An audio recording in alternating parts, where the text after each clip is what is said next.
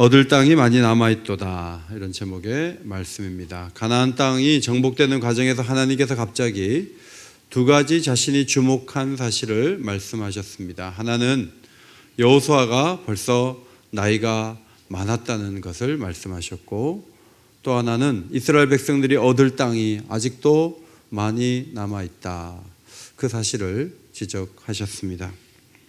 여호수아서 1장을 본 것이 엊그제 같은데, 모세에게 리더십을 이양받고 두려움이 있었기에 두려워하지 말라는 말씀을 몇 번이나 들었던 그 젊었던 여호수아가 아이성을 함락한 것이 엊그제 같은데, 그런데 벌써 나이가 많다, 이렇게 하나님이 말씀을 하셨죠. 출애굽기 33장 11절에 광야에서 젊은 수종자 여호수아라는 말이 있고요, 24장, 여호수아 24장에 가면 여호수아가 110세에 죽었다, 이런 말씀이 나와요. 그래서 하나님 이 시점에 말씀하실 때 광야 40년 또 가나안 정복 20-30년을 합하면 여호수아의 나이가 약 90세 정도 되지 않았을까, 그렇게 학자들 중에는 추론하는 분들이 있습니다. 다음 장 여호수아 14장에 보면 갈렙이라는 사람이 나오는데, 그 사람의 나이가 85세인데 그와 함께 동료처럼 움직였기 때문에 갈렙의 나이와 비슷하지 않을까, 그래서 약 90세 정도로 생각을 합니다. 세월이 굉장히 빠르죠. 애들 크는 거 보면, 야, 네가 그렇게 컸구나, 너 그때 초등학생인 줄 알았는데 벌써 군대 갔다 왔냐, 이렇게 얘기를 우리가 조카들을 보면 하죠. 시편 90편을 보면 화살같이 날아간다, 세월이 얼마나 빠른지. 또 우리 몸도 이전과 많이 차이가 있는 것을 경험하지 않습니까? 저는 지난 주간에 노회 모임에 수련회에 다녀왔는데, 저희 종로 시찰 8교회 함께 하는 귀한 시간이었습니다. 우리 김영철 목사님께서 8교회 목회자들 중에 제일 맏형 역할을 하셨었어요. 한 15년에 걸쳐서 이제 목사님들이 거의 바뀌고, 승동교회도 새로운 목사님이 오셨고, 낙산교회 박종관 목사님이 올해 11월 달에 은퇴를 하신다고 이번에 오셔서 말씀을 하셔요. 그분이 은퇴하시면 이제 앞세대는 전부 다 은퇴를 하셔서 새로운 목사님들이 구성이 되는 거죠. 그런데 이제 그 다음 세대 중에 제일 먼저 은퇴할 사람이 누군가, 이번에 후배 목사들이 얘기하다가 이은호 목사님이, 우리 중에 제일 나이가 많으니까 이 목사님이 은퇴를 하실 때 우리를 불러주십시오, 뭐 이렇게 얘기를 해서 기분이 굉장히 나빴어요. 세월이 얼마나 빠른지. 에베소서 5장 16절, 세월을 아끼라, 때가 악하니라. 그러므로 어리석은 자가 되지 말고 오직 주의 뜻이 무엇인가 이해하라. 세월을 아끼라는 말은 직역을 하면 기회를 사라, 기회가 계속 있는 것이 아니다. 여호수아야, 너 나이 많으니까 이제 방에 들어가서 아무 일도 하지 마라, 그런 뜻이 아니고 너 하루를 이틀처럼 살아야 돼.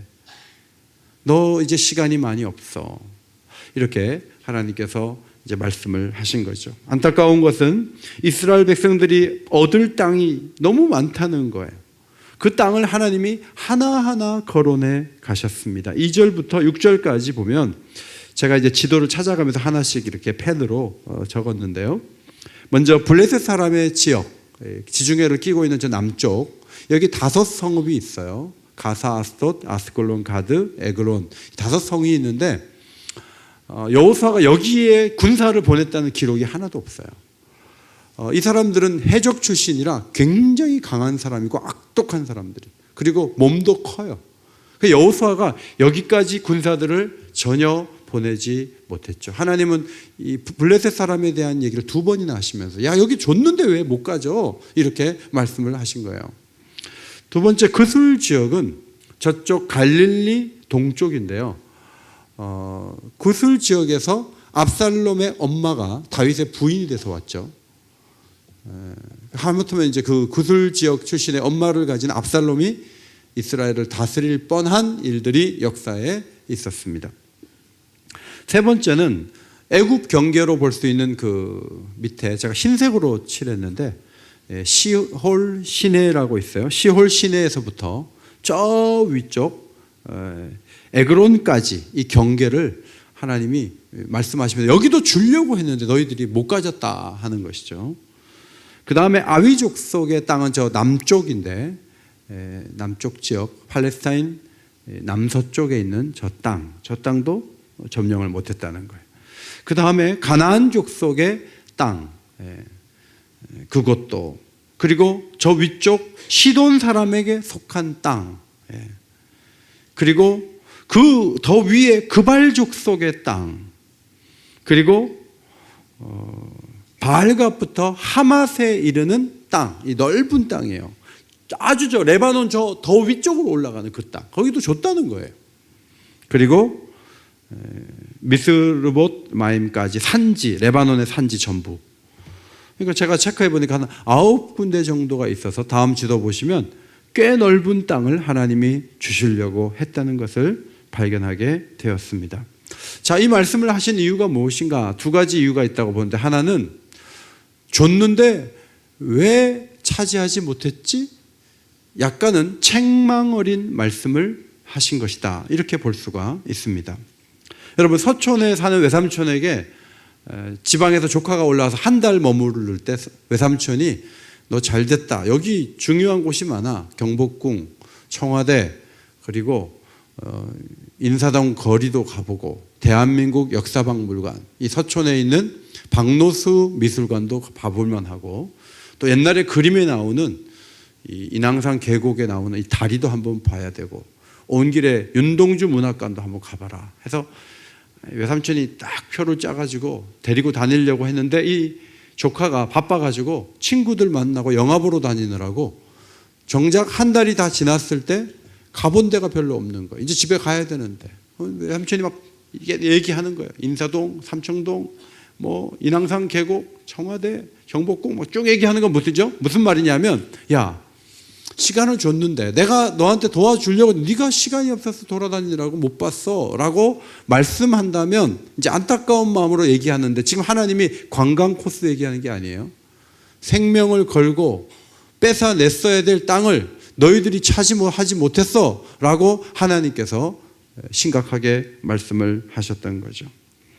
그런 차원에서 보면 우리가 인생을 살아올 때, 또 교회 생활을 할 때 하나님께서 교회에 대한 기대와 우리 각 사람에 대한 기대가 있는데, 그 기대가 굉장히 컸는데 우리가 조금밖에 살아내지 못했을 가능성이 커요. 어쩌면 하나님이 2019년에 옥인교회는 한 3,000명 모이는 교회로 계획을 했는데, 우리가 전도를 별로 안 하고 우리가 애들 놓치고 하는 바람에 우리가 오늘 더 적은 수가 이렇게 모여 있는지도 몰라요. 우리 개인적으로 뭔가 하나님께서 우리 인생을 통해서 더 많이 풀어가려고 우리에게 많은 복을 주셨음에도 불구하고 우리는 그 뜻을 알아차리지 못한 채 그냥 오늘에 머물고 있는지도 몰라요. 나는 너의 인생을 통해서 이런 계획을 했는데 넌 지금 뭘 하고 있어? 너 주일 낮 예배 한번 드리고 집에 가고 말이야. 너 뭐야? 라고 우리에게 말씀하실 수도 있다는 거예요. 하나님이 거론하신 블레셋 5성읍만 해도요, 이스라엘 역사를 보면요, 여기를 뺏지를 못하고 여호수아가 그냥 쳐내려 둔 거예요. 그래서 나중에 법궤가 뺏겨져 가지고 이 5도시를 돌면서 이 다곤 신전 속에 법궤가 들어가 있던 때가 있었거든요. 여호수아가 만일 블레셋 5성읍을 점령을 해버렸다면 이스라엘의 역사의 흐름이 바뀔 수도 있었는데 조상들이 게을렀던 거예요. 그래서 후손들이 많은 곤욕을 겪었던 것을 우리는 발견하게 됩니다. 제가 부산에 있을 때 이렇게 보니까 저기 섬 같은 게 하나 보여서, 저게 뭐예요? 그러니까 사람들이 대마도예요. 여러분, 40km밖에 떨어져 있지 않아요. 일본이 코앞에 있어요. 근데 거기서 왜군들이 집결을 해가지고 계속 부산으로 넘어왔단 말이죠. 그러면 우리 조상들이 배를 한 20척 띄워가지고 대마도 정도는 정벌에 나섰으면 임진왜란 같은 일도 굉장히 축소돼서 일어났을 거예요. 그런데 누구 하나 그것을 정벌해가지고 아주 그냥 왜구들이 못 오도록 그렇게 한번 도전해본 그런 조상들이 얼마나 있냐 이거예요. 그러니까 너무나 고생하고 맨날 공격당하는 거예요. 하나님이 주시려 했던 이스라엘 땅, 그 넓은 땅을 다 점령을 했다면 그냥 강대국이 돼가지고 역사가 달라졌을 텐데 그렇게 하지 못했죠. 부활하신 예수님은 신약 교회에 놀라운 지명을 언급하시죠. 오직 성령이 임하시면 너희가 권능을 받고 예루살렘과 온 유대와 사마리아와 땅끝까지 이르러 내 증인이 되어 달라고 부탁한 게 아니고 내 증인이 그다음 뭐예요? 되리라. 예루살렘 교회가 돼야 되는데 구약 성경 붙잡고 있고 철저한 그리스도인들이 되려고 하면서 앞으로 나가지 못해서 기회가 넘어가고 말았죠. 여러분, 교회를 다니다 보면 해외 선교에 대한 관심을 갖게 돼요. 그리고 그 일에 헌신하게 되고요. 재직이 돼가지고 선교하는 일에 관심도 없고 선교지 한 번도 안 가고 그냥 교회만 이렇게 다니면서 내 신앙만 지키는 것은 하나님 뜻이 아니죠. 이번에도 단기 선교 가신 분 중에는 교회 등록한 지 몇 년 안 됐는데 가가지고 애들 머리 해주고 얼마나 봉사를 하는지. 여러분, 선교를 할 수 있다는 것, 세계를 위해 기도할 수 있다는 것은 우리가 주 안에 있기 때문에 얻은 축복이죠. 여호수아는 모세를 통해서도 이스라엘 지경이 얼마나 넓은 땅인가를 익히 들어서 알고 있었습니다. 민수기 34장입니다. 애굽 시내 서쪽 대해 하맛어기 스탓, 그 다음에 동쪽은 그어스밤 아인. 그래서 이 지도를 이렇게 보시면 모세 때 이미 하나님은 그 비슷한 지도를 주신 거예요. 그래서 여기에 살라 이렇게 말씀을 하셨던 것이죠. 여호수아 1장에 가보면은 남쪽으로 광야, 북쪽으로 레바논, 동쪽으로는 유브라테스 강까지 여기를 차지하라고 말씀을 하셨었어요. 따라합시다. 발바닥으로 밟는 것은 너희 땅이 되리라. 발바닥으로 밟으면 이게 너희 땅 다 된다는 거예요. 그런데 20, 30년이 흘렀어요. 여호수아가 이제 나이가 90대가 됐어요. 그런데 아직도 한번 가보지도 않은 땅도 많은 거예요. 여호수아가 꿈이 있었다면 사신이라도 한번 보내면서 유프라테스 강도 갔다 오고 하마더기도 갔다 오고 왔다 갔다 하면서 땅을 넓혔을 텐데 그냥 그 가득히 차 있는 가나안 사람들하고 싸우면서 급급하면서 시간을 다 보내고 말았습니다. 성도 여러분, 오늘 우리 교회에 대해서 하나님은 더 넓은 땅을 갖기를 원하세요. 우리 교회가 뭐 땅을 많이 사라는 뜻이 아니라 더 넓은 지역을 위해 기도하고 더 견고하게 더 놀라운 일들을 감당하기를 하나님은 기뻐하신다는 거죠. 그래서 우리가 전도와 선교에 힘써야 하는 거예요. 신앙생활 가운데 정말 조심해야 될 게 뭐냐면 별탈 없으면 잘 사는 거다, 이 생각을 갖는 거예요. 사고 없으면 좋은 것이다. 그냥 아무 일 없이 그냥 무탈하게 살아가면 좋겠다. 여러분, 이게 굉장히 우상숭배자들의 생각이에요. 이 땅은요, 전쟁을 하는 곳이에요. 싸워내려고 하고 이기려고 해야지 싸우지는 않고 그냥 현상 유지만 하려고 하는 것은 하나님이 기뻐하시는 모습이 아니죠. 성도 여러분, 더 먼 곳까지 가시기 바랍니다. 더 먼 곳을 향해 기도하시기를 바랍니다. 그렇게 해야 깨어 있을 수 있고 하나님 기뻐하시는 일을 이룰 수가 있는 거예요. 디모데전서 2장 4절, 하나님은 모든 사람이 구원을 받으며 진리를 아는 데 이르기를 원하시느니라. 하나님은 더 많은 사람이 구원받기를 원해요. 진리를 알면서 살아가기를 원해요. 이런 말씀을 보면서 저 멀리 영국에서, 호주에서, 캐나다에서, 미국에서 선교사들이 와서 우리에게 복음을 전했어요. 저와 여러분도 더 먼 곳까지 복음이 전달되는 일에 관심을 기울여야 하는데, 이것은 구약 성경이 사실은 오래전부터 계속 강조하던 바예요. 시편 67편을 한번 큰 소리로 앞에 보시고 읽겠습니다. 시작. 주의 도를 땅 위에, 주의 구원을 모든 나라에게 알리소서. 하나님이여, 민족들이 주를 찬송하게 하시며 모든 민족들이 주를 찬송하게 하소서.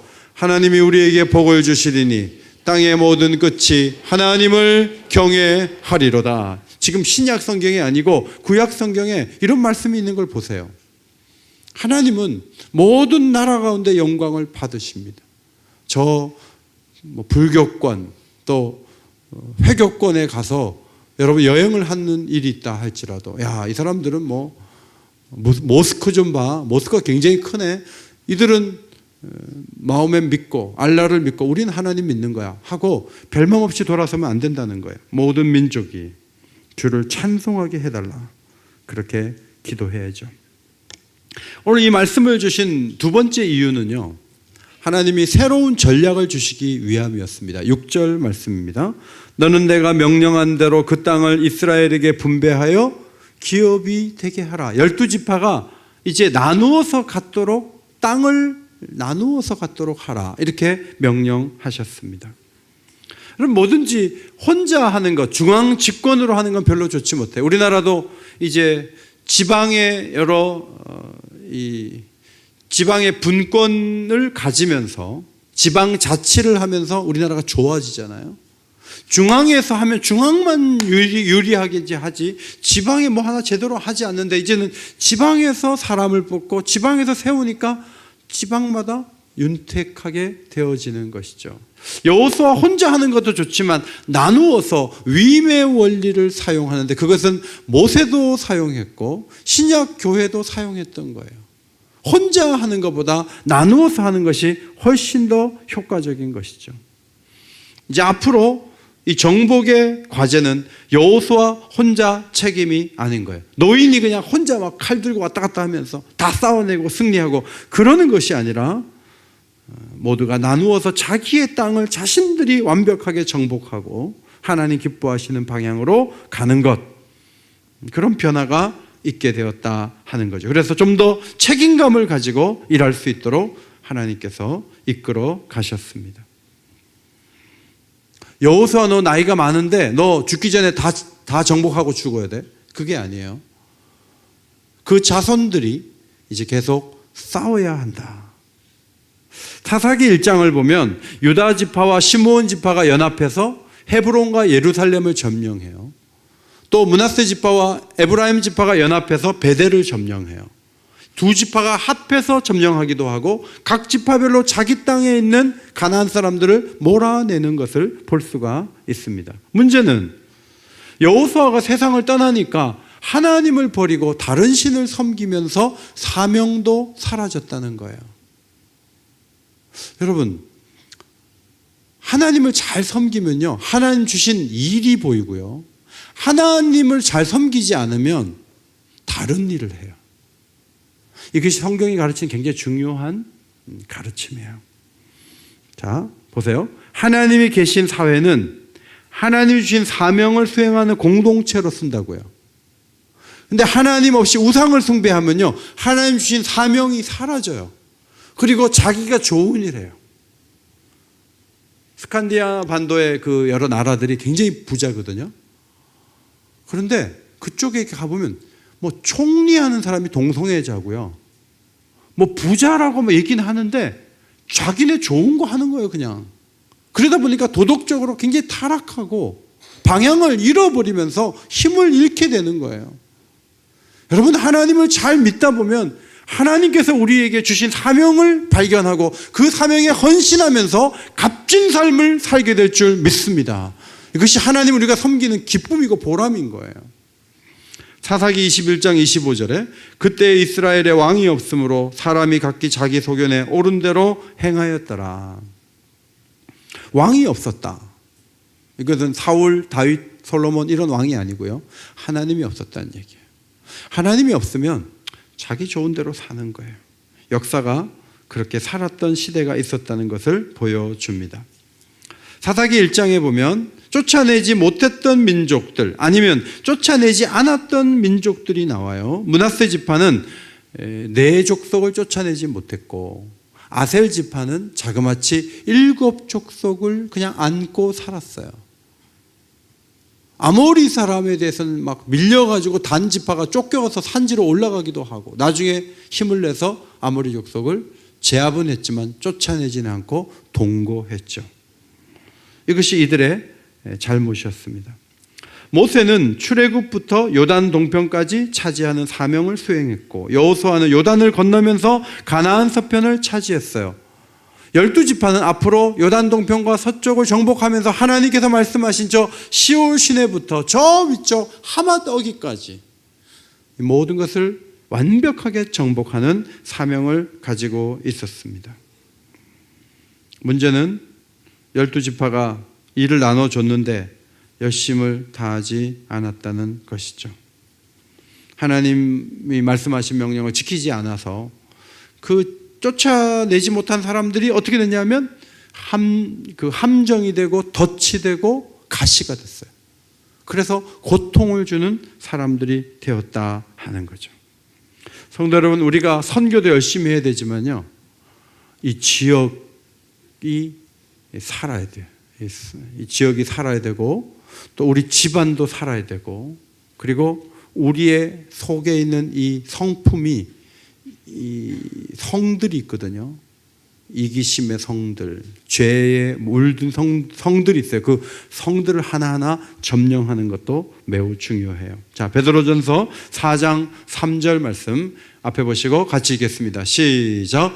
너희가 음란과 정욕과 술 취함과 방탕과 향락과 무법한 우상 숭배를 하여 이방인의 뜻을 따라 행한 것은 지나간 때로 족하도다. 옛날에 잘못했던 걸 계속 반복하면 안 돼요. 어떤 집은요, 술을 못 끊어요. 아예 DNA가 그렇게 있는 것 같아요. 그게 하나의 성이거든요. 그걸 이겨내야 돼요.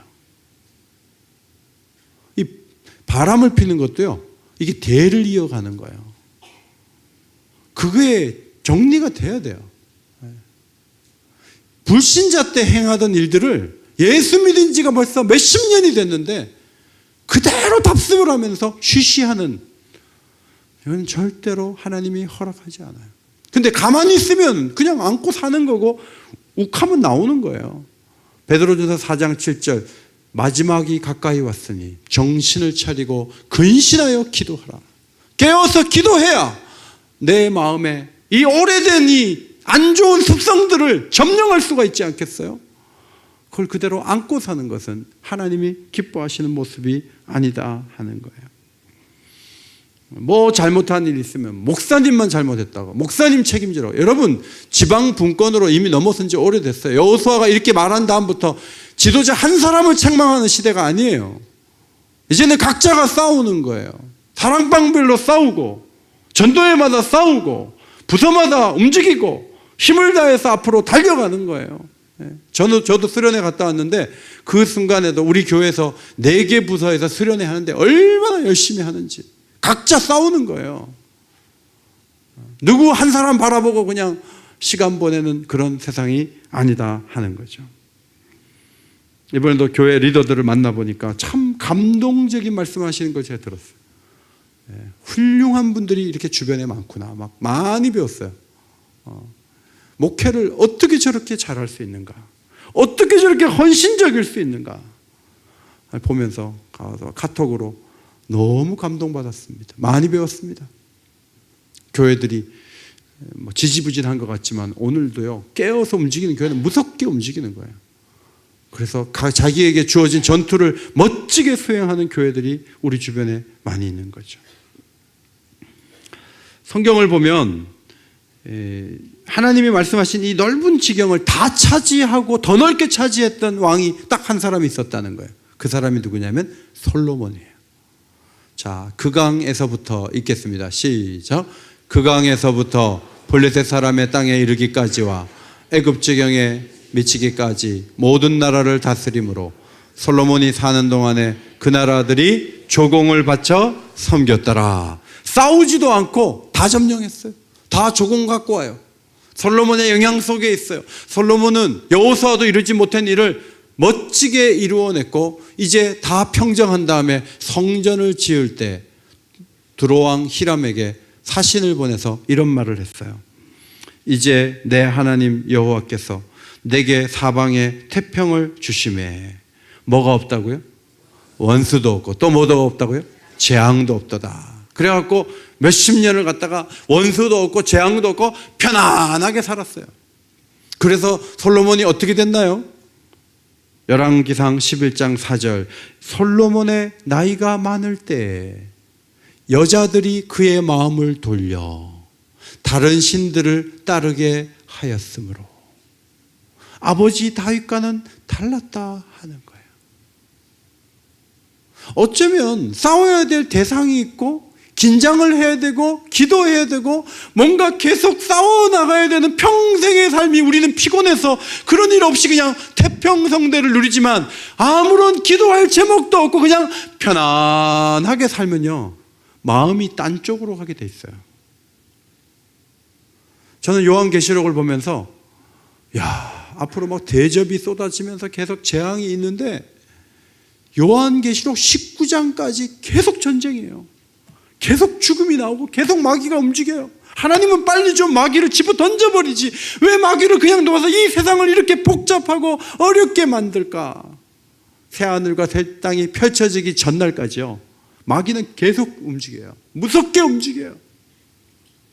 왜 하나님 그렇게 하신지 아세요?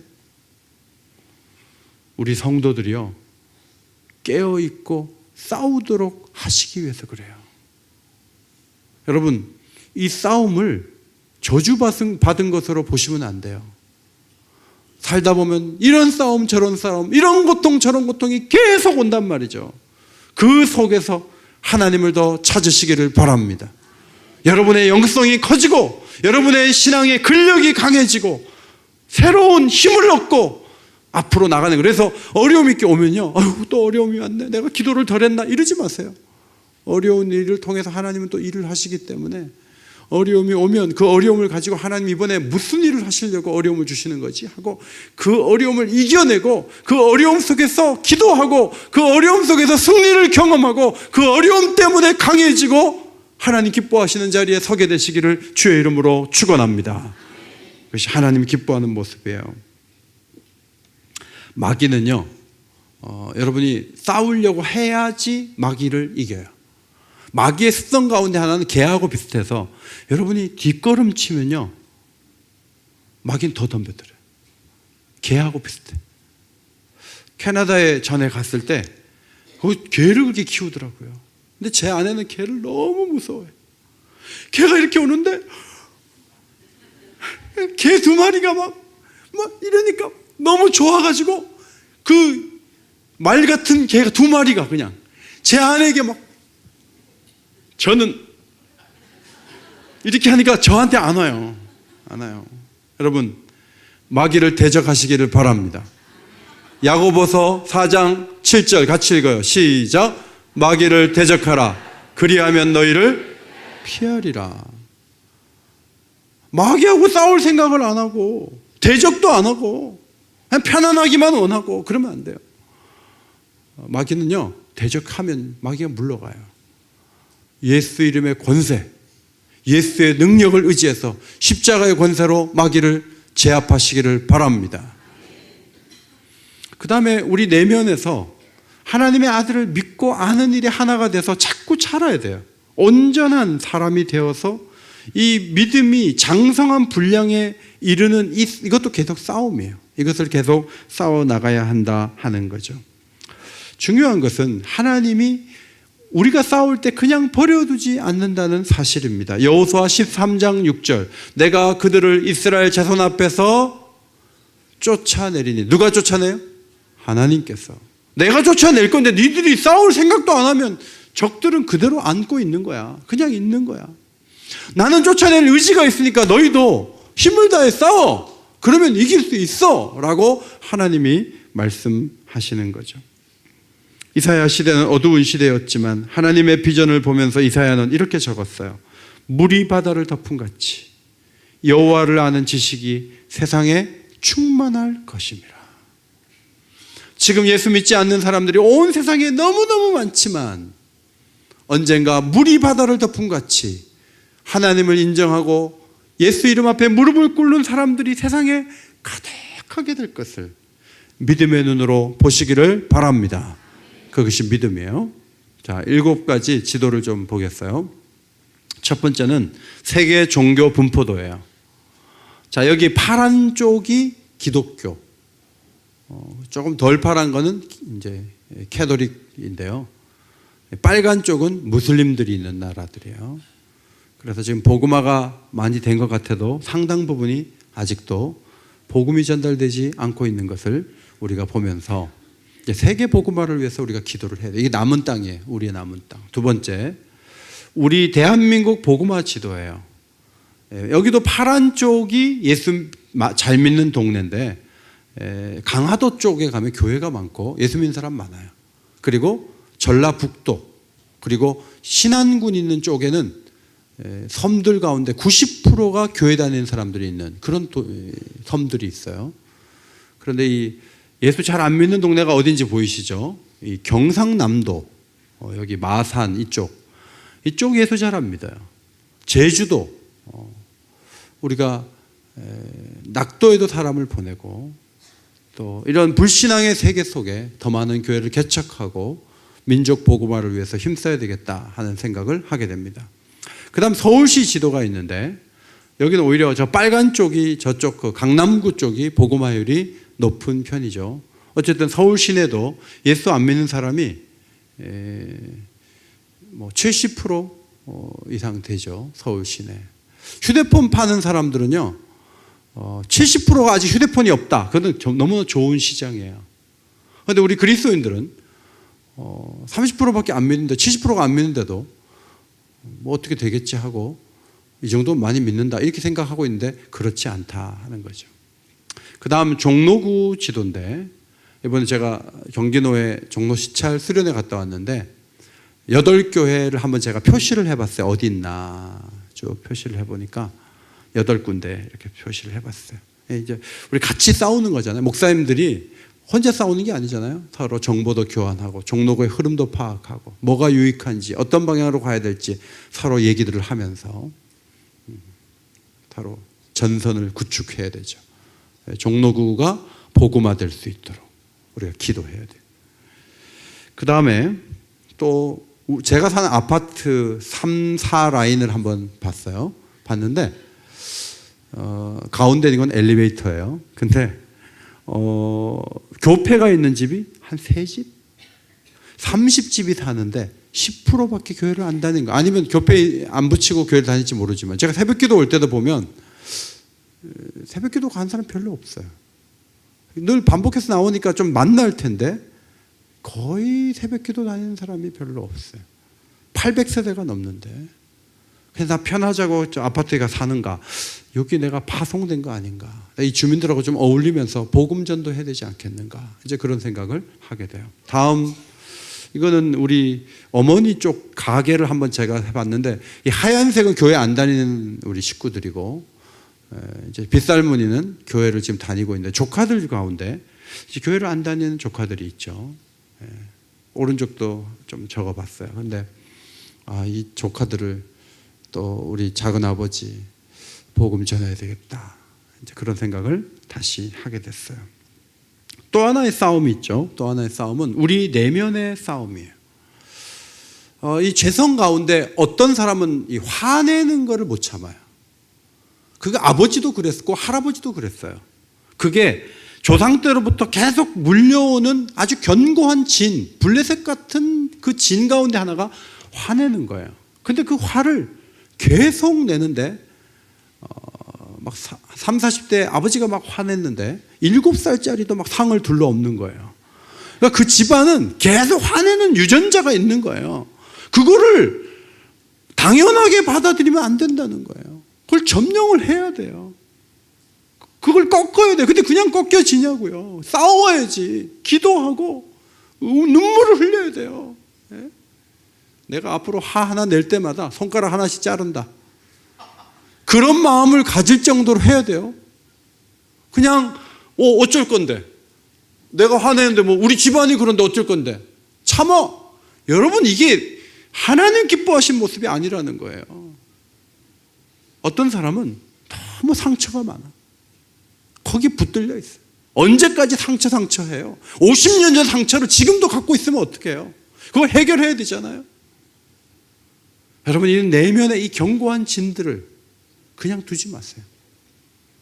예수 그리스도를 닮아가고 싸우고 이겨가는 성도들이 되시기를 주의 이름으로 축원합니다. 그래서 기도해서 말씀대로 걸어가면서, 이번에도 뭐 2장밖에 안 하는데 여러분 벌써 딱 교회에서 얘기하면 하려고 하는 사람이 있고요. 아니, 나는 안 해. 여러분, 성경 쓰는 거 못할 일 시킨 것도 아닌데 그걸 왜 안 해요? 그걸 해야 될 거 아니에요. 하면서 마음에 새겨질 거 아니에요. 좋은 게 다 놓치고 기도도 안 해, 성경도 안 써, 전도도 안 해. 그러면 어떤 변화가 오겠어요? 하나님이 책망하지 않겠어요? 야, 넌 나이만 좀 먹고 있어. 너 지금 뭐 하는 거야? 하나님이 책망하지 않겠어요? 성도 여러분, 교회에서 뭐 하면 앞자리에서 딱 가서 하셔야 돼요. 그 하는 가운데 성령의 역사가 일어날 줄 믿습니다. 해야 돼요. 해야 돼요. 우리에게 남겨진 땅이 많이 있음을 기억하고 앞으로 나아가 승리할 수 있는 아름다운 성도들이 다 되시기를 주의 이름으로 축원합니다.